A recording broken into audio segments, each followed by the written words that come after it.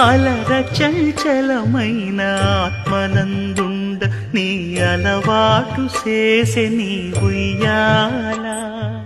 అలర చంచలమైన ఆత్మనందుండ నీ అలవాటు చేసే నీ ఉయ్యాల.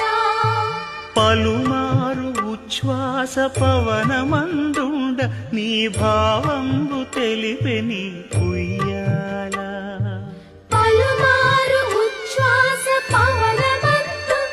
నీ భావంబు తెలిపి నీ ఉయ్యాల.